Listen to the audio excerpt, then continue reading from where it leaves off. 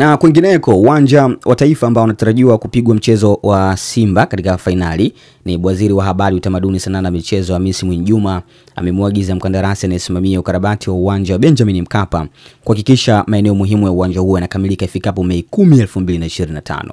Ametoa maelekezo hayo bwana ya ukarabati wa miundombinu mingine muhimu ndani ya uwanja huo, ikiwemo kukamilika kwa sehemu ya benchi la ufundi la waamuzi, kwa kuweka matairi, kuweka viti vya muda katika sehemu zilizo wazi na kuhakikisha ifikapo Ijumaa kazi hizo ziwe zimemalizika. Agizo hilo bwana amelitoa Aprili 29 katika ziara yake ya kukagua maendeleo ya ukarabati huo, hususan eneo la kuchezea yani pitch ambalo linahitajika kuwa katika hali bora kwa ajili ya fainali ya kombe la shirikisho Afrika kati ya Simba dhidi ya RC Berkane. Naibu Waziri Mwinjuma amesema serikali kupitia Rais Samia Suluhu Hassan imetoa maelekezo maalum kuhakikisha Tanzania wanashuhudia historia ya kipekee, kwani mara ya mwisho fainali ya CAF ilichezwa Tanzania ilikuwa ni mwaka 2023 ambapo Yanga walicheza fainali, na kabla yake mwaka 1993 Simba walifikia katika hatua hiyo.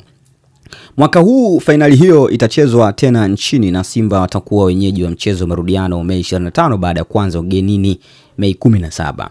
Wanataka Tanzania ijivunie, wajione sehemu ya historia ya kombe linakuja nyumbani, na wanataka uwanja huo utumike.